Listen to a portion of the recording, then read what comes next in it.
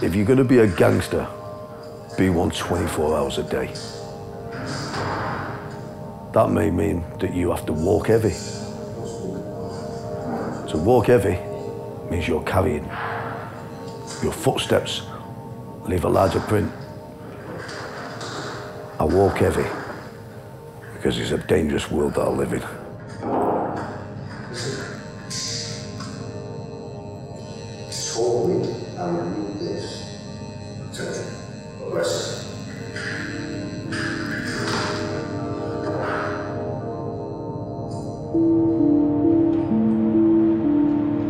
My name is Jason Coughlin.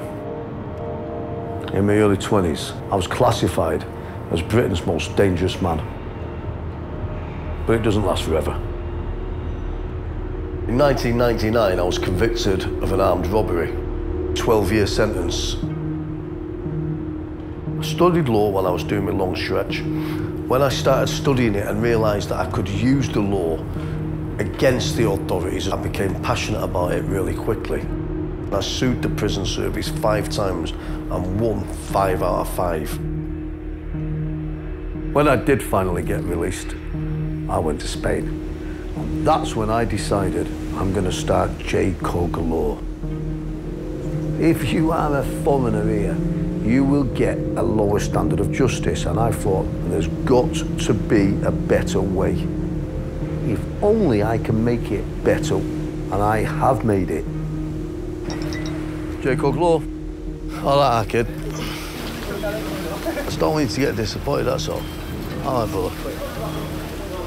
A lot of my clients live down here. Some of them allegedly operate their criminal activities from here.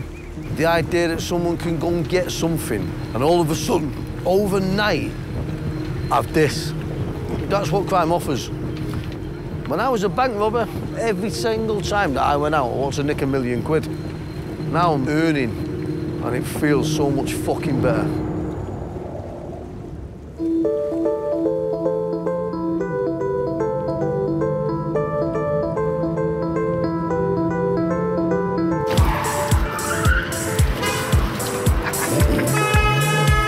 Fuck off, you fucking dickhead grass. Welcome to Marbella. Handbrake turns on the Paseo in Marbella. Fuck 'em. Marbella is synonymous with English gangsters, and rightly so. The sun's shining, the girls are on the beach with the tits out. It doesn't get any better than that. English, Irish, Americans, Australasians, fucking all there, all at it, all up to God knows what. What's the fucking right place for me to start my business? Marbella. I've got a beautiful bird on my arm, I've got a fucking Ferrari outside, and a fucking bundle of cash that I can't fit in my pocket. Is there any other way of looking at it? I'm the bollocks.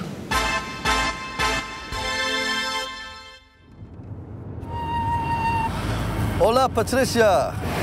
OK, Patricia, I look forward to seeing you in a few minutes. Bye-bye.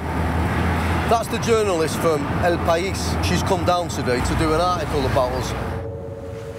Why does this company exist? Because there's loads of fucking money in criminality. There's loads of money in narco-trafficking, loads of money in money laundering, and I want my nose at the trough. So what we do is we make sure that we're there. We will guarantee you the best access to legal representation. But guess what? And the world goes round and round. Hi. How are you doing? Nice to meet you. Hi. I'm gonna have to move the car. Ah, that's your car. Yeah. One of them. Oh. We can't all get in it, unless you want to come with me. OK, we'll see you. I'll see you at the booth. Go on, I'll see you around there in a minute. OK. I think she's scared of me. Which makes her very wise.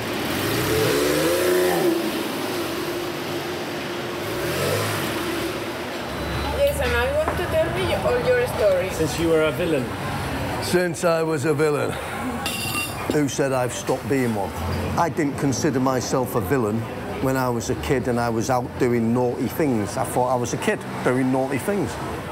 I was such a good car thief, I could steal anything. I started supplying cars to a firm A firm means a gang. And I said, what are you doing? You ain't making all this money off the cars I give you. We rob banks.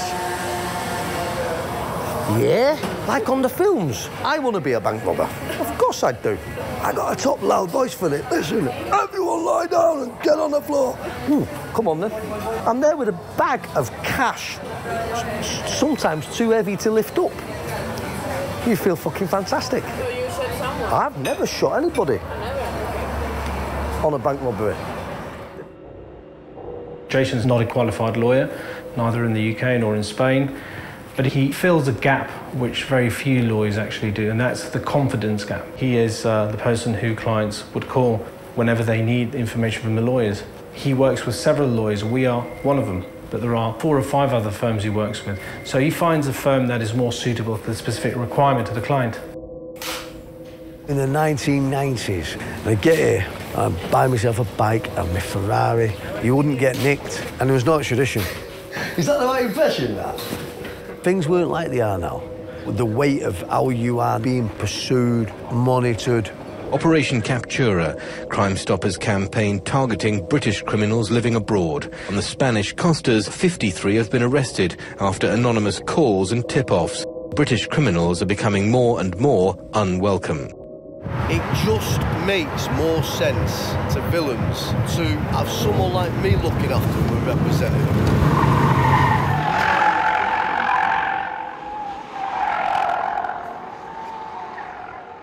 You know, when Antonio Flores was interviewed by El País, he said, when he first contacted us, we thought he's entertaining, but the guy's unhinged. How the fuck is a foreigner going to come here and start a fucking legal... No, that's not going to happen. But in my second year, I had 67 clients. 67 clients and a 100% hit rate. And every single case that we defended, we succeeded. How could a violent offender simply walk out of jail, travel miles across Europe and end up in Spain on the Costa del Sol? His legal advisor spoke to Sky News and explained how he escaped from jail. This young man's just made a spur of the moment, a poor decision, one which we're advising him to go and resolve by handing himself in. All that people want is they want to feel that someone sat on the other side of the desk is connecting with them.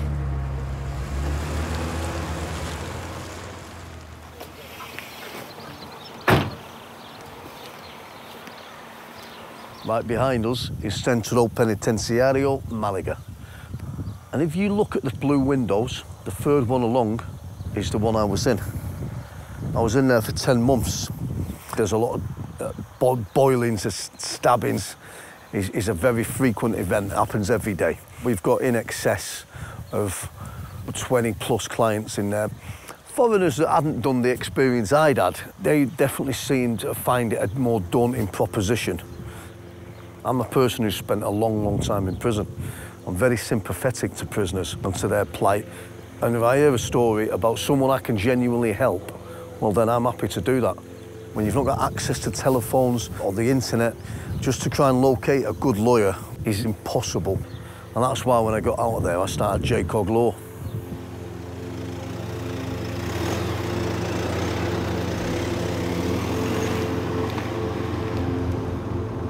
It's convenient to think the ends justify the means. This person's obviously a fucking gangster, isn't he? He's riding around in a Mercedes or a BMW, he's fucking taking yacht rides. He's got no visible means of income. Maybe you're putting the cart before the horse. Maybe you're putting 2 and 2 together and getting 24. You might be getting it wrong. I'm here because I believe that a man's got a right to a fair trial. Better that 10 guilty men go free than that one innocent man goes to prison. And I will stand by that to my dying day.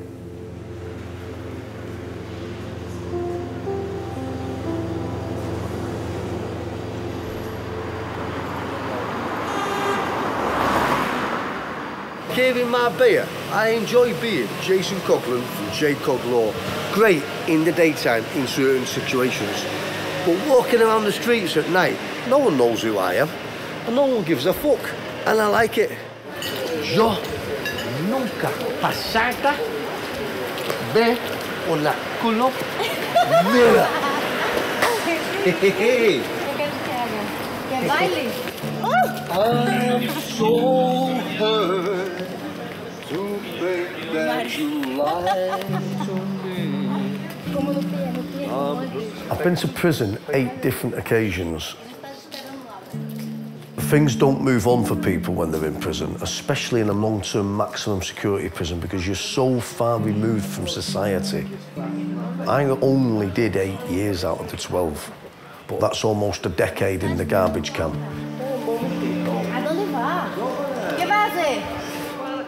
They've not just taken away some of the years that matter the most, and sometimes we needed those years taken away because we can't act like I was acting, for example, in society. You can't do that. For the first 2 years on that 12-year sentence, do you know what I did? What? No, fucking hell. Mate, for the first 2 years, I carried on acting like I did on the street. A screw, he kept calling me Coughlin. I fucking hate that. If you call me Coughlin again, I'll knock you right out. You've been told. Next day, Coughlin. I got battered. Listen to this. They cut my clothes off. And one of the screws went like that. You're a fucking tough guy, Coughlin. Bang! I've never had anything like it in my fucking life. I've only got one bollock now. What fucks them up is when you fucking sue them and they get made wrong from fucking the powers above. Litigant in person. I represented myself and won.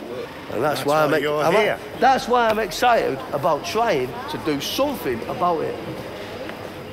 Plus, I can earn loads of fucking dough. After the first couple of years of the 12-year sentence, when I started to settle down, I became passionate about learning, studying, learning the law. You have a choice in the UK to have a television in your cell, and I chose not to have. I'd been studying law, or Spanish, or English. That's all I did. And I did that for 6 years. It was the law which was my salvation. And when you are changing, developing as a person inside, the negative stuff can leave you, and that's what happened with me. To sue as a litigant in person from a maximum security prison cell was a great victory, and that spurred me on to change.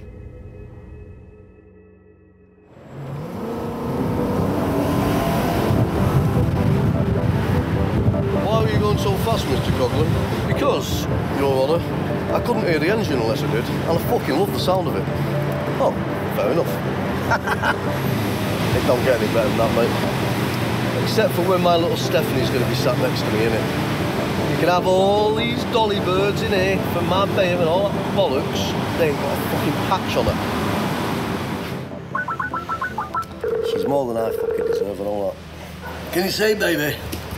Yes. You look beautiful, little Stephanie. This is Stephanie in the plaza. My fiancée. Show me your ring, Steffi.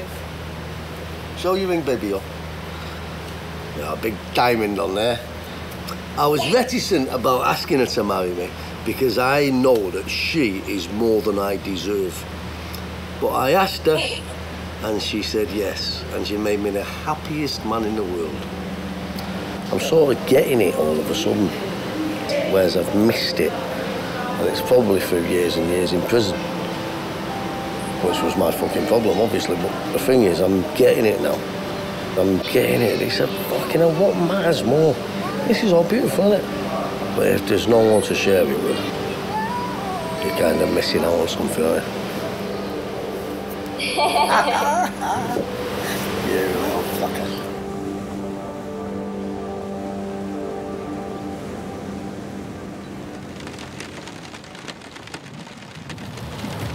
This is what you call, right now, perfect armed robber weather. Why? What do you see everyone doing? Walking with their heads down, getting where they're going. Maybe no one notices that below the head is a balaclava. And the next stop, Brinnington. I've done this a few times, gone back to where we grew up. It's the earliest memories I've got, obviously. My dad died in 1973, and My mum was left on her own then, bringing me and Aaron up, and we didn't make it easy, especially me. She's only a young kid in her 20s. She's got no man, and she just rolled her sleeves up, and she just took it straight on. Let me tell you this, she fucking knows how to give one out. We might not have had a dad, but we didn't miss out in that department. Don't you worry about that. She fucking tried to beat out the badness of us. And it never did us any harm. I know that what society's thinking when we say that is, oh, are you joking? Are you missing the point? Don't you realise that's why it's not why we fucking are what we are? We're what we are because we are fucking serious men.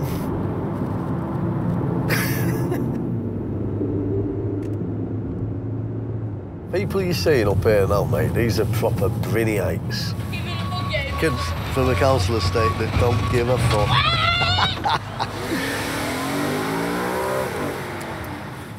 Kid messing about. Can that stay with this in a straight line?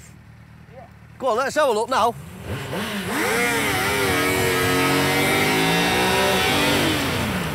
Woohoo! Coward Square, where we grew up. It still is a shithole, isn't it? Look around you. This is a beautiful memory, this. See, we said on here, the Love Shed, and it was me and Debbie from next door who wrote that. Yeah, the Love Shed. I remember I haven't broke my heart once because I walked in Love Shed, and he's in there kissing Debbie. What are you gonna do? I loved him more, so I suffered it. I had no choice. You'll never get anyone walking up through Brunei and say, good morning. Like, I mean, something I always noticed when I first started getting into a nice area. I loved it, that you're just going down the street and you don't even know the person. And it's, good morning. I think that's fucking fantastic. But you never get that in Brunei. Come on, do some stunts, son. We'll get you on TV. Oh, I'd ride that car. Show you the stunning. Do you know how to do it, yeah? Yeah. How many cars have you nicked? No. None? No. No. Not a thief? What's up with thieving? That's what it's like growing up here. Doesn't do that really. You know, all the things I fucking say I don't want to do is impress young kids with gangster life. But they're going to be one anyway. Look at this kid here with balaclava. How great is that? I want to dispel that fucking idea from kids' heads. But it's not realistic. How are you ever going to fucking achieve anything when you're from this shithole? Do you think that anyone's telling them to become doctors and fucking lawyers? How the fuck?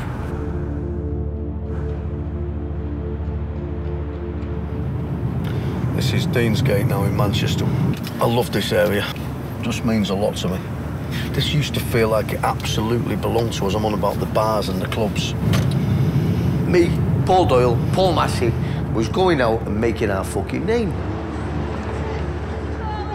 We had to make sure that we had our part of Manchester cornered off, because other people was taking their shares. Massey was such a brilliant fucking leader. I was a lieutenant, but at least I wasn't a fucking foot soldier.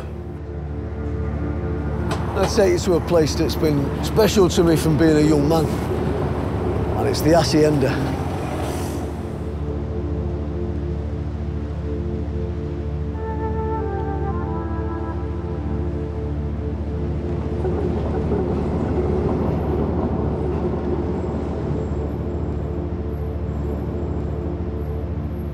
This would have been full of GTE 16 valves, Golfs, XR3s, RS turbos, all our cars. This is the 1990s, would have been lined up around there. What are you doing? Hey, don't be shy, your mum wasn't. Woo!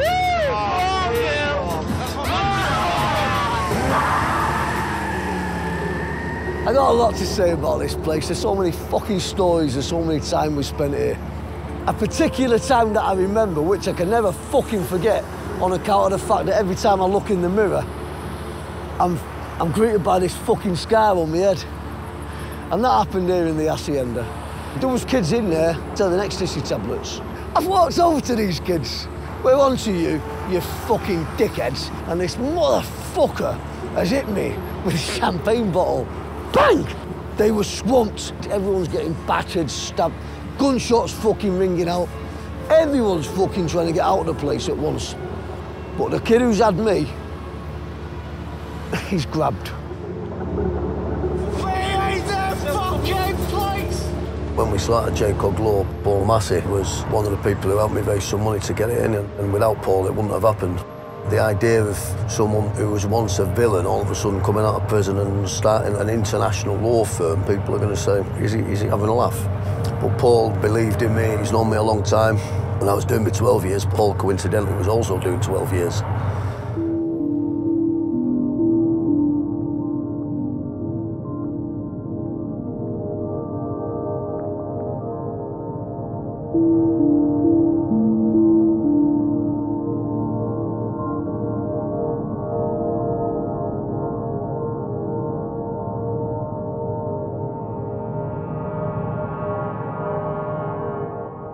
The police knocked on the door, I think it was 3 or 4 weeks before, and they said, "Come have a word with you, pal, we just want to give you this warning." And they gave me an Osman warning, saying I was going to get killed. And they said, "We've got one for Louise, and we've got one for your daughter, and we've got one for your son." It's coming up to Christmas, because I was a nervous wreck by then. I kept thinking, oh God, I wonder it could be anyone. On the 22nd of December, I just see all my windows and doors going through. As I look around, I just see guys in balaclavas and overalls diving through the windows, back and front. Next thing, I woke up and I heard all this shouting and all these torches on me, and I was lay flat on my bed. Someone was sat on my back, and I thought, this is it now, these are who's going to get us. Every window was smashed, there was no front door on. I walked in, it was just ransacked from top to bottom. Everything, you can't even describe it. And then they heard that it's the police. Well, I was relieved, to be honest. I went to see a judge, and I went to see barristers to see what we could do about the police. And they all gave me the same response: because it's you, there's nothing we can do. So I said, what do you mean by that? He said, well, the person you are now, there's nothing we can do. So I said, what, basically the police can just do what they want? He said, more or less, yeah. And they have.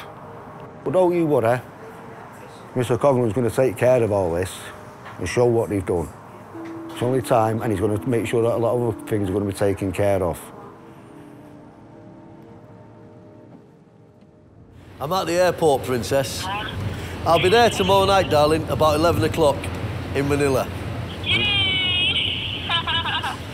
That's the right response.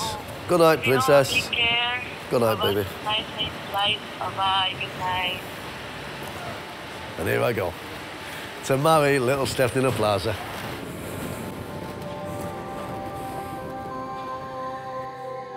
Come on, man, go.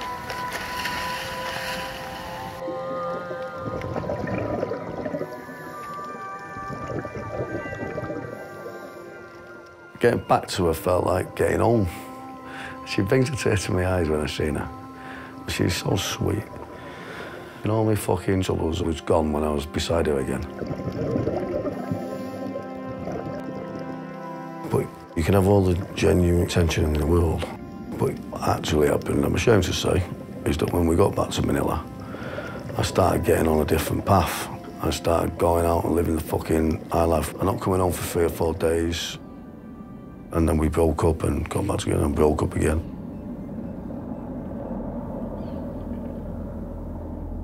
She wouldn't answer her phone when I was ringing her. I was assuming she'd gone again.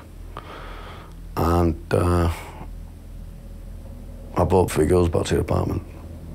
And poor little Steph was in there waiting, and I turned up with 3 girls. 3 girls who were complete shit. Yeah. Then she just walked out, obviously crying, upset, threw a ring at me. Fucking hell. I'm not a fucking monster, and I do care about things that matter. And I know that a lot of the reason for it, and all the reason I haven't fucking handled things well, is through fucking beer and drinking. And I think falling in love with Steffi has helped get me along, you know, helped me get to that fucking place where I know I am. My life was in such a mucky puddle. Everything was distorted and confused in my mind. I just wanted to propel forward into a different direction. Hold tight and scream if you want to get faster.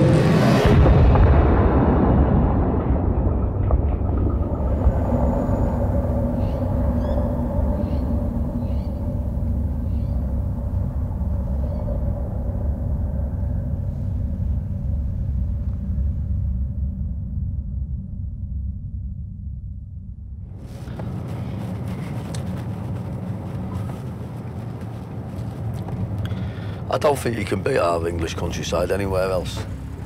Oh, it's a special place for me, where I've always come. And recently, I've had a bad accident. The car was rolled over 5 times. Bad injury to my back, neck, shoulder. I was in hospital for about 10 days. It's been a sobering experience insofar as recovering, you don't feel like having a drink. It just, I got pissed off at myself. I can absolutely love that car. But I wasn't lying in hospital thinking, oh my God, I came so close to dying and it really matters. I have spent time thinking, you know, this is time to change things. I've got to get back to Spain, open as many J. Cognable offices, you know, wherever there's a need for it. That's where we're going from here.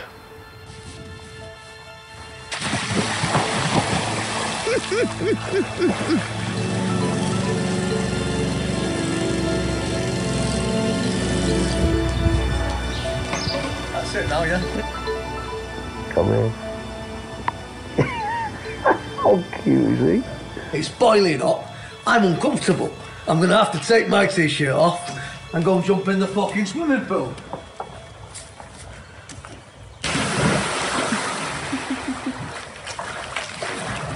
That is Jacob Law.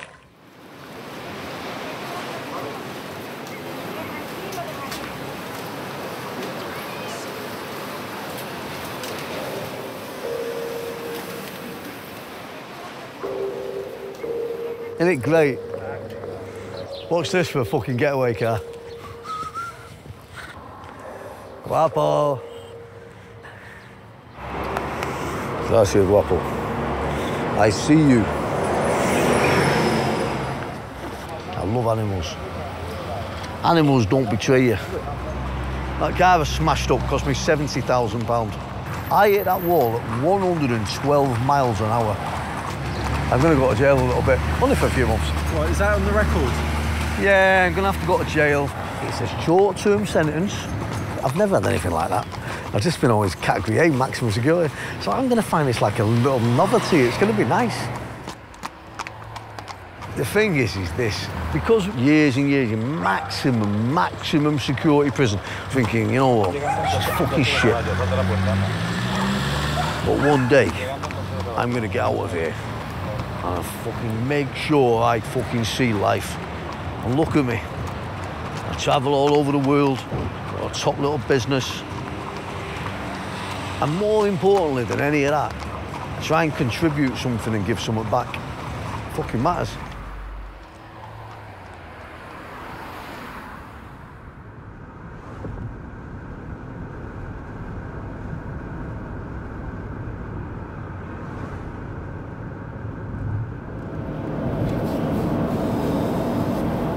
This guy went through a really tough time. At 21 years old, he was pinched on this operation, which was absolutely nothing to do with this guy. There was 5 ton of hash, which was being moved in containers. This guy was in the wrong place at the wrong time. He's been charged, he's been held on remand for 18 months. His 6 co-defendants were released after 6 months. He was left on his own. He knows just how bad it really is to go back in there.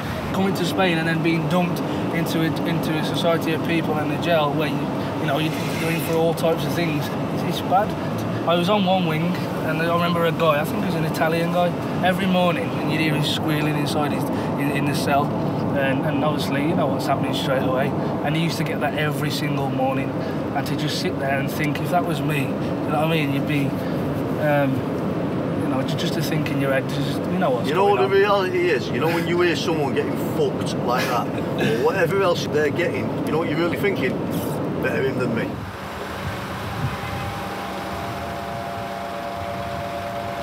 I had a couple of lawyers on before, and within 18 months I had no hope from none of them. I had these guys within 6 weeks, they had me out of the jail. I got a wife and a kid as well, so it's been a long road, and 4 years it's taken. Hopefully today we can get to the end of it and I can move on. What we do is this. When we instruct a firm, yes, Julio manages the whole case. Julio's the brains and the engine room of the operation. Whatever he does, I trust him. He's took a little bit of getting hold of today. He slipped the net. I had to go and find him. But he's here now, and you've got to respect him and give him credit for that.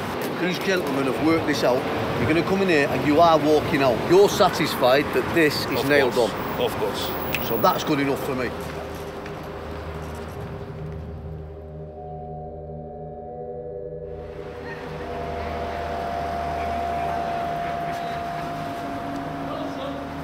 All seems so easy. Well, it's been 4 years, and to walk in. Tell him about how you feel right now. Just over the moon. Yes, a bit of hash was getting moved up through the country. We don't know anything about it. And if they'd have obtained their telephone evidence legally in the first place, maybe we'd have been stood on trial and we'd have still won. Let's get that fucking straight. Come in, guys, please. Because these guys here, people don't see what they do. I instruct these guys, I case manage. But I can never show you the amount of respect that I've got for you. These guys go and do all the hard work in the background. This man's a fucking tough negotiator. You got the prosecutor wants something, he's got to try and get something. Does he give him it? Absolutely no. Thank you very much. You are free, friend. Thank you.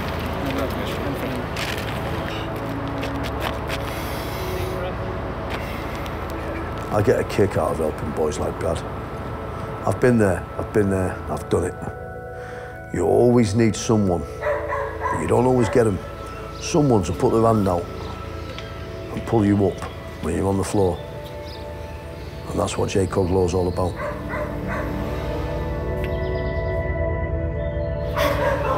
Seeing someone with his little kid, and he's, you know, he could have been away now for the next fucking half a dozen years, mate. Does it get any better than that? It doesn't, does it?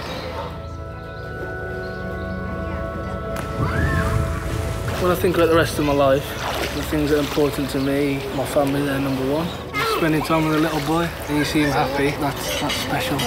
And in the back of your mind, you could be in a prison cell for 10 years. But here I am. You know, I'm not inside, so just look to the future and make sure it doesn't happen again.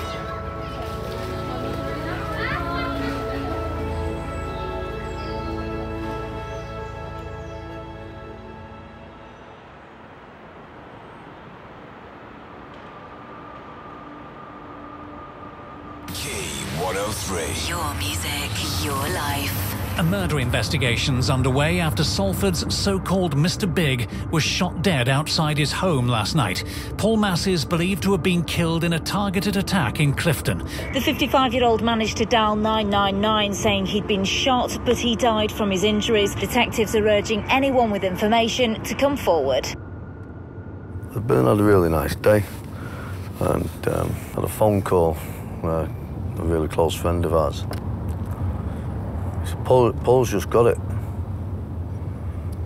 As a young kid, I was a little bit of a lost soul and I didn't really fit in with the Manchester faces in villains because I'm from Stockport. And when I first met Paul, his first question, what are you good at then? And I said, nicking cars. And he said, yeah, right, we'll do something.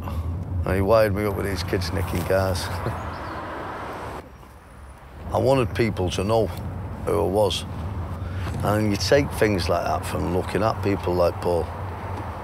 When I was getting it wrong, he mentored me. He'd say, I see what you're doing there, son, but that's not how it is. He said, you know why people respect me so much? Because if I have to take a firm hand, I'll take a firm hand, but I don't bully people. Don't be a bully. Just because you're a capable kid, don't be a bully.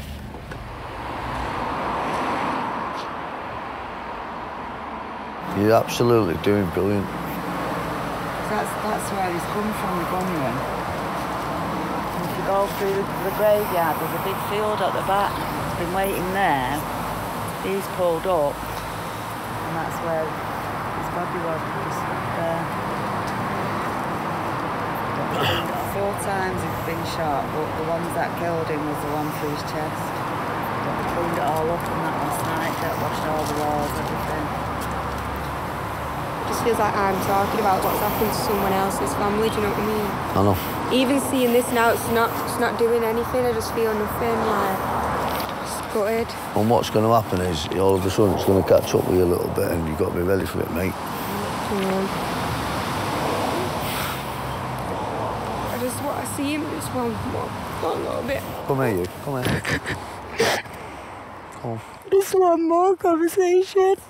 Oh. I don't know what I'm going to do. Do you know what we're going to do? Do you know what we're all going to do? We're going to be fucking strong the way they want us to be. I know, that's why I am being. You know that, don't you? You know that, don't That's you? why I'm not doing all this, because I know that he don't want me to. Got me everything else. He got me in the car and everything. He's spoiling you? Yeah. I couldn't have everything in fucking pink. Paul doesn't care.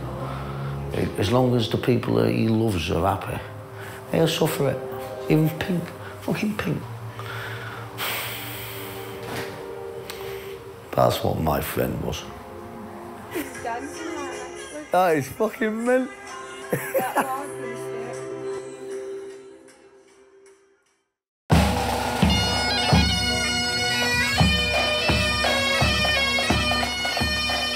When someone's died, like Paul Massey, people think that they're not entitled to have someone who cares and loves about them so much because they attribute violence and horribleness to them. But that's an absolute fucking load of bollocks. I'm gonna have a fucking party for him, you know that? Yeah. Made me fucking realise, fucking hell, all the stuff we've done all these years, and you never think. Just victims, you know, I fucking hate saying the word, but it's the first time in my life I've ever felt like a victim. Fucking hell. If someone's presenting a problem, of course they may well need to go. But Paul wasn't doing that. He was solving problems, as he always did. There's a lot of bad feeling about it. It'll end badly. You know, I could be shot dead any time. I've realised that for years, but it's meant to happen, and that's the end of it. I'm prepared to face that. I've got personal friends all over, and impersonal friends wouldn't lie in bed at night if something happened to me.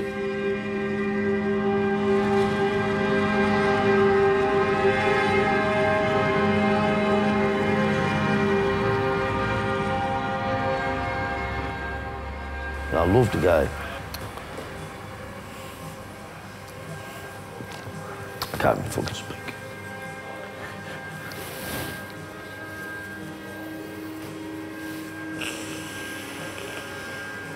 If you're a really, really strong man, you go. You're the Iceman, and I'm not the Iceman. I'm just not that person.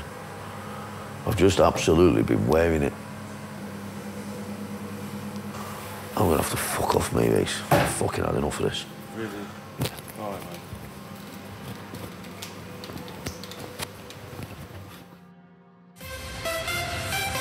Police say they're determined that rival gangs won't be allowed to turn Manchester back into Gunchester. There have been nearly 50 shootings since last April, 3 in the last week in Moss Side, Chorlton and Levenshulme. A mum and her 7-year-old son have been shot on their own doorstep in Salford. Police believe it is linked to the recent gangland shooting. Police say the recent rise in shootings across Greater Manchester is worrying. So far this year, since last April, there have been over 40 shootings compared to 21 the year before. We are very, very concerned about this, given the successes that the force has had over the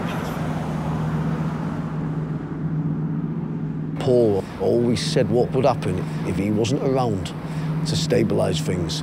And when he wasn't around, in 1999, multiple kidnappings, shootings, fucking hell, it was like the Wild West. And right now it feels so fucking heavy, worse than what was happening in 99, which is a fucking big shout. What's going on currently? I'm reading the headlines in the papers.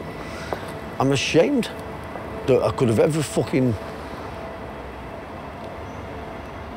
been somebody that people might associate to a fucking life like that. There's nothing glamorous about what's going on right now.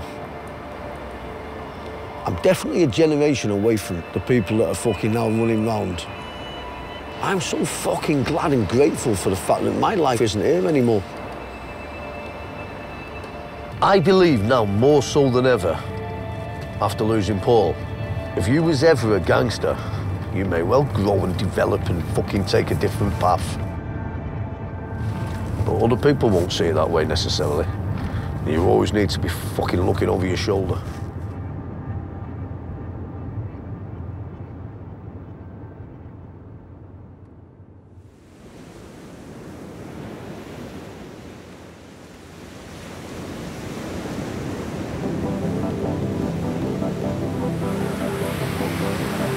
It's the middle of February, and this is the weather in Marbella. For me, it doesn't ever get any better than this. It's no posible. Hola, buenos días, amigos. ¿Cómo está? Yes. There's 320 days of sunshine in Marbella, and I enjoy every one of them. I love the Spanish people so much. They'll give you a second chance. You don't get that in the UK.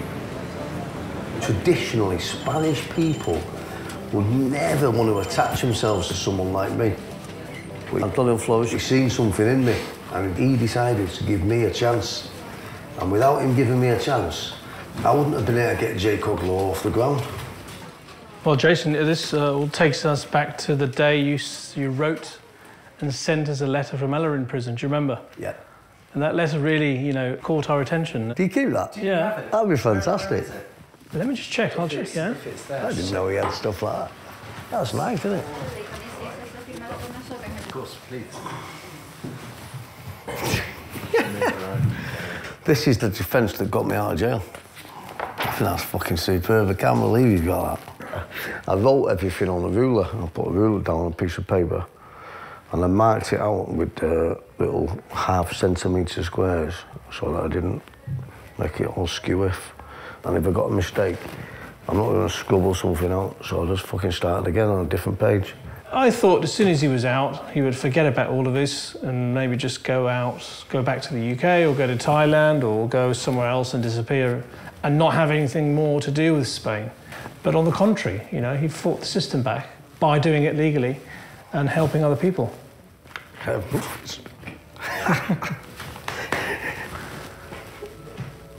I didn't know you had that there. Yeah, yeah. We keep everything, Jason. Keep everything.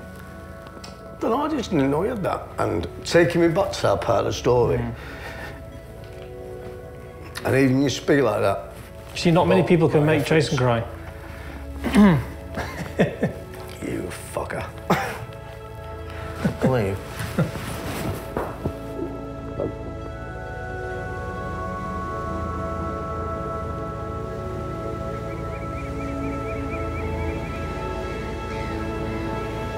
I'm a man who always tries to put a front on. I'm a tough guy.